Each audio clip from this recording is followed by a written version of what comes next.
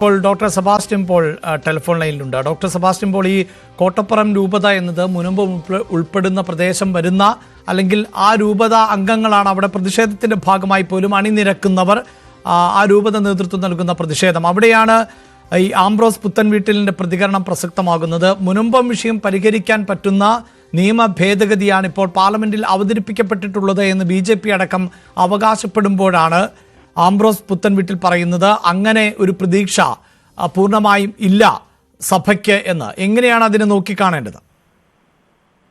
മുനമ്പം എന്നത് ഒരു വിഭാഗം ആളുകളുടെ അവരുടെ കിടപ്പാടം, അവരുടെ വസ്തു, അതിന്റെ നിലനിൽപ്പ് എന്ന വിഷയത്തിനപ്പുറത്തേക്ക് മതപരമായ അകൽച്ചയ്ക്കും സംഘർഷത്തിനും കാരണമാകുന്ന ഒന്നായി മാറി എന്ന് നമുക്കറിയാം. അതിനുവേണ്ടിയാണ് പലരും പരിശ്രമിക്കുന്നത്. നമ്മൾ കാര്യങ്ങൾ തുറന്നു പറയുന്നതിൽ മടിക്കേണ്ടതില്ലാത്തത് കൊണ്ട് BJPയുടെ ശ്രമം അത് തന്നെയായിരുന്നു. കേരളത്തിലെ മുസ്ലിം സമുദായത്തെയും ക്രൈസ്തവ സമുദായത്തെയും ഭിന്നിപ്പിക്കുക, പരസ്പരം ശത്രുതയിലാക്കുക.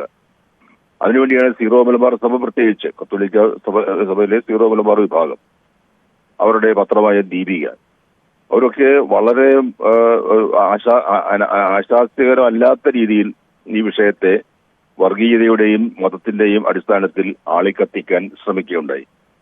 അതിന് BJPക്ക് കിട്ടിയ ഒരു ആയുധമായിരുന്നു ഈ വഖഫ് ബില്ല്, ഭേദഗതി ബില്ല്. ഇപ്പോൾ ഒക്കെ മാറ്റി ഈ വിഷയത്തിലൊരു സാനിറ്റി, ഒരു നല്ല മനസ്സോടെ സംസാരിക്കാൻ ഇപ്പോൾ കോട്ടപ്പുറം ബിഷപ്പ് തയ്യാറായിരിക്കുന്നു. കോട്ടപ്പുറം രൂപതയ്ക്കാണ് മുനമ്പം വിഷയത്തിൽ ആദ്യവും അവസാനവും ഒരു നിലപാട് സ്വീകരിക്കേണ്ടത്. ഇതൊരു മതപരമായ വിഷയമല്ല. മുസ്ലിം ലീഗ് ഉൾപ്പെടെ മുസ്ലിം നേതൃത്വം, സംഘടനാ നേതൃത്വമെല്ലാം ഈ വിഷയത്തിലെ ആ വൈകാരികത ഒഴിവാക്കാൻ ആദ്യം മുതലേ ശ്രമിക്കുന്നുണ്ട്. അത് ഒഴിവാക്കി മുനമ്പത്തെ കുറെ കുടുംബങ്ങളുണ്ട്, 700 കുടുംബങ്ങളുണ്ട്. അതിൽ പകുതിയിലധികം കോട്ടപ്പുറം രൂപതയിൽപ്പെട്ടവരാണ്.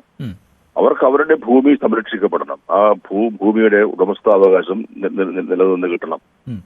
അതിനുള്ള പരിശ്രമം അത് ഇനിയും തുടരേണ്ടി വരും. അത് ഏത് രീതിയിലാണ് മുന്നോട്ട് പോകേണ്ടത് എന്ന് സർക്കാർ കൂടി ഇടപെട്ട് തീർപ്പ് കൽപ്പിക്കേണ്ട ഒന്നാണ്.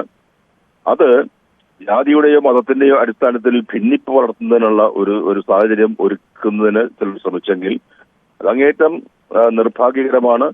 ആ കെണിയിൽ മുനമ്പത്തെ ജനങ്ങളെ ഉൾപ്പെടുത്താതിരിക്കുന്നതിനുള്ള വിവേകപൂർവമായ വാക്കുകളാണ് ഇന്ന് കോട്ടപ്പുറം രൂപതയിൽ നിന്ന് ഉണ്ടായിരിക്കുന്നത്. അവിടെ ഡോക്ടർ സെബാസ്റ്റ്യൻ പോൾ, താങ്കൾ പറയുന്നത് പോലെ ഈ സർക്കാരിൽ പ്രതീക്ഷയുണ്ട്, സർക്കാരാണ് ഈ വിഷയം വഷളാക്കിയത് എന്ന് സഭ കരുതുന്നില്ല എന്ന് പറയുമ്പോൾ പോലും ആംബ്രോസ് പുത്തൻവീട്ടിൽ പറയുന്ന മറ്റൊരു കാര്യം, വഖഫ് മന്ത്രി ഇത് അദ്ദേഹത്തിന്റെ നിലപാട് മാറ്റണം എന്നുള്ളതാണ്. അപ്പോൾ വഖഫ് മന്ത്രി എന്നത് സംസ്ഥാന സർക്കാരിന്റെ ഭാഗമാണ്.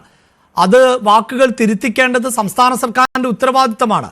അപ്പോൾ ഈ സർക്കാരും ഈ വിഷയത്തിൽ ആരെയും അല്ലെങ്കിൽ ഇരുവിഭാഗങ്ങളെയും ഒക്കെ പീഡിപ്പിച്ചു നിർത്തുന്ന ഒരു സമീപനം സ്വീകരിക്കുന്നു. അതിന്റെ ഭാഗമായിട്ട് വേണ്ട ഈ വഖഫ് മന്ത്രിയുടെ പ്രതികരണത്തെ മറ്റൊരു തലത്തിൽ കാണാൻ. അതെ, വഖഫ് മന്ത്രി ഒരു മുസ്ലിം മന്ത്രിയെ പോലെ സംസാരിച്ചു, അതാണ് ആക്ഷേപം. അതെ, വഖഫിന്റെ മന്ത്രി ഉണ്ടാകും, ദേവസ്വത്തിന്റെ മന്ത്രി ഉണ്ടാകും, പട്ടികജാതി പട്ടികവർഗത്തിന്റെ മന്ത്രി ഉണ്ടാകും. പക്ഷെ അവരൊക്കെ കേരളത്തിലെ മതനിരപേക്ഷ സമൂഹം രൂപം കൊടുത്തിരിക്കുന്ന മന്ത്രിസഭയിലെ അംഗങ്ങളാണ്. അവർ സംസാരിക്കേണ്ടത് ആ രീതിയിൽ തന്നെയാണ്. അതിനു പകരം മുനമ്പം എന്നത് ഈ ഭിന്നിപ്പിനുള്ള ഒരു വേദിയാക്കി മാറ്റാൻ അത് ചിലരുടെ ആവശ്യമായിരുന്നു. ആ ആവശ്യത്തിൽ അവർ ഒട്ടൊക്കെ വിജയിക്കുകയും ചെയ്തിട്ടുണ്ട്. അല്ല, അങ്ങനെ താങ്കൾ പറയുന്ന ഭിന്നിപ്പിനുള്ള അവസരം ഒഴിവാക്കേണ്ട വലിയ ഉത്തരവാദിത്തം സംസ്ഥാന സർക്കാരിനല്ലേ യഥാർത്ഥത്തിൽ ഉള്ളത്? സംസ്ഥാന സർക്കാരും ആ വിഷയത്തിൽ, സംസ്ഥാന സർക്കാരിന് ആ ഉത്തരവാദിത്തത്തിന്റെ ഒഴിഞ്ഞു മാറാൻ കഴിയില്ല. അതുകൊണ്ടാണ് ഒരു വസ്തുതാ പഠന കമ്മീഷനെ സർക്കാർ നിയോഗിച്ചത്. അതിൽ ചില നിയമപരമായ പ്രശ്നങ്ങളുണ്ടായി. അത് എങ്ങനെ മുന്നോട്ട് പോകും? കാര്യങ്ങൾക്ക് വ്യക്തത വരുത്തണം. എല്ലാവർക്കും സ്വീകാര്യമാകുന്ന നീതിപൂർവകമായ ഒരു തീരുമാനം നടപ്പാക്കപ്പെടണം. അതിനുള്ള ശ്രമങ്ങൾ കൂടുതൽ ഗൗരവത്തോടെ, ഇപ്പോൾ വഖഫ് ബില്ലൊക്കെ പാസ്സാക്കി കഴിഞ്ഞ സ്ഥിതിക്ക് അതിനെ വെച്ചുകൊണ്ട് BJP ഒക്കെ വലിയ തോതിലുള്ള മുതലെടുപ്പിന് ശ്രമിക്കുന്ന ഈ സാഹചര്യത്തിൽ കേരളത്തിലെ ഇടതുപക്ഷ സർക്കാരിന് വലിയ ഉത്തരവാദിത്തമുണ്ട് ഇതിനൊരു രമ്യമായ പരിഹാരം കണ്ടുപിടിക്കുന്നതിന്. ശരി, ഞാൻ താങ്കളിലേക്ക് വരാം.